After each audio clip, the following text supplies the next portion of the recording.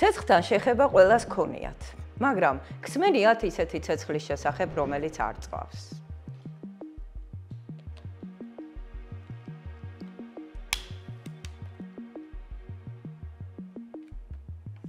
დღევანდელ ვიდეოში ალკოჰოლის წვაზე გესაუბრებით. შემდეგ რამდენიმე საინტერესო ექსპერიმენტს გაჩვენებთ და ამ ყველაფერს მეცნიერულად ავხსნით. მანამდე უნდა გაგაფრთხილოთ, რომ ჩემს მიერ ჩატარებული ცდები უსაფრთხო არაა, ამიტომ მათ სახლში ნუ გაიმეორებთ. წვა რთული ფიზიკო-ქიმიური პროცესია. ამ დროს ეგზოთერმული რეაქციის შედეგად საწყისი ნივთიერებები წვის პროდუქტებად გარდაიქმნება. პარალელურად კი სითბო ინტენსიურად გამოიყოფა. თხევადი საწვავის წვას ერთი რამ გამოარჩევს. იგი არა თხევადი, არამედ ორთქლის ფაზაში იწვის. ორთქლი პროცესში სითბოს გამოყოფს, რომელიც სითხეს ათბობს. გახურების გამო სითხე ორთქლდება და აირი წარმოიქმნება, რომელიც წვისას სითბოს გამოყოფს. ეს წრიული ციკლია. ამ ტიპის ჟანგვის რეაქციებს ნელი წვა ახასიათებს. თხევად საწვავს განეკუთვნება ალკოჰოლური ნაერთები, იგივე სპირტები. მოდით მოვლენის სადემონსტრაციოდ ექსპერიმენტი ჩავატაროთ. ამისათვის ავიღებ ორ ბოთლს, ერთში ჩავასხი სუფთა სპირტი, ხოლო მეორეში ჩავასხი სპირტის შემცველი ხსნარი. ეხლა ბოთლებს ოდნავ შევაჭრებ, რათა ჰაერთან შეხების ზედაპირი გაიზარდოს. ამ მომენტში აორთქლება უფრო აქტიურად მიმდინარეობს. ცნობილია, რომ ალკოჰოლი წყალზე სწრაფად ორთქლდება და სწორედ ამიტომ ალკოჰოლურ სასმელებს მჭიდროდ უნდა დავახუროთ ხოლმე თავზე თავსახური. ახლა ბოთლებში არა მხოლოდ სითხეა, არამედ აირიც გვაქვს. მოდით ახლა გამეხმარებიან ასისტენტები და ჩავატარებთ ექსპერიმენტს. გთხოვთ?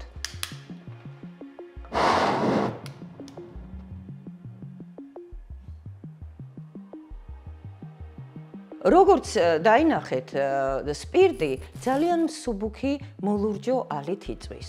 ამ დროს იგი ოდნავ შესამჩნევ ალკოჰოლისთვის დამახასიათებელ სუნს გამოყოფს.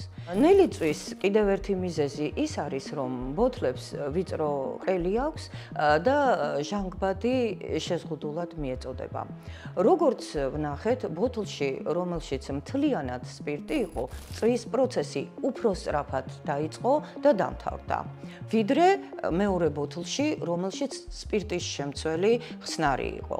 სპირტის დუღილის ტემპერატურა, ამ შემთხვევაში ჩვენ იზოპროპილის სპირტი ქონდა 82.4 გრადუსი ცელსიუსია, ხოლო წყლის დუღილის ტემპერატურა 100 გრადუსია. ეს იმას ნიშნავს, რომ ხსნარის ასაორთქლებად უფრო მეტი სითბოა საჭირო.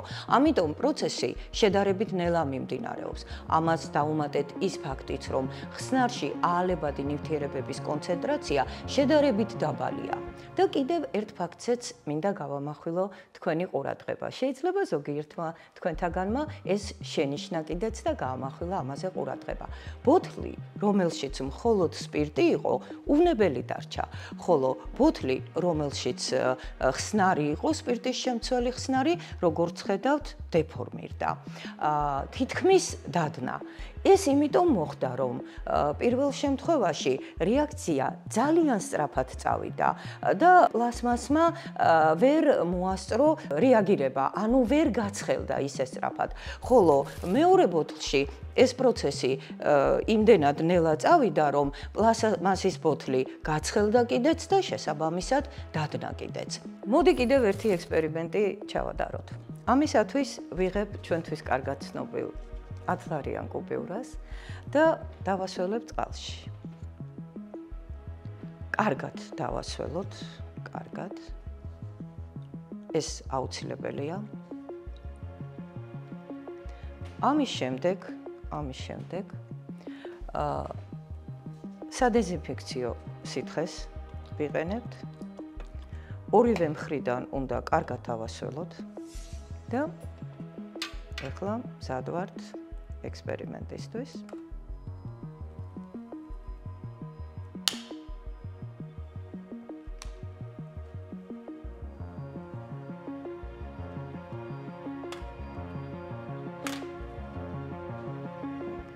როგორც ხედავთ,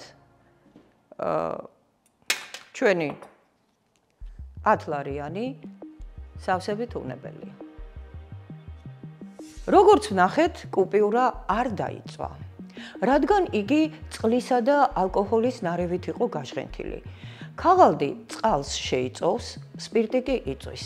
წყალი იმდენ სითბოს შთანთქავს, რომ კუპიურის ტემპერატურა ქაღალდის წვისთვის საჭირო ტემპერატურას ვერ აღწევს. და ბოლოს ჩავატაროთ კიდევ ერთი ექსპერიმენტი. ამჯერად შევეცდები კვლავ ცეცხლი ხელით დავიჭირო. ოღონდ უნდა გაგაფრთხილოთ, რომ ეს სარისკოა და სახლში არ უნდა გაიმეოროთ. მაშ ესე იგი ხელს ისევ წინასწარ ვისველებ წყლით, ეს აუცილებელია. და აი ისევ ცეცხლი, რომელიც არ წვავს. კიდევ ერთხელ მინდა გთხოვოთ, რომ ეს არ გაიმეოროთ სახლში, იმიტომ რომ საკმაოდ სარისკო ექსპერიმენტია. როგორც ნახეთ, სანამ ცდას ჩავატარებდი, ხელი კარგად დავისველე წყლით. როგორც კუპიურის შემთხვევაში, ახლაც ეს მნიშვნელოვანია. სიმხურვალე ახლაც წყალმა შთანთქა და ხელით სწორად ამიტომ არ დამეწვა. თუმცა, როგორც კი წყალი ბოლომდე აორთქლდება და ეს ძალიან მალე ხდება, კანი ჩვეულებრივ დაიწვება. იმედი მაქვს, ალკოჰოლის წვის თავისებურებებზე საინტერესო ინფორმაცია მოგაწოდეთ. ალბათ დღეიდან აღარ გაგიკვირდებათ ის ფაქტი, რომ ცეცხლი ზოგ შემთხვევაში არ წვავს და მაინც თავს მოუფრთხილდით და დამწრობის მიღებას ნუ გარისკავთ.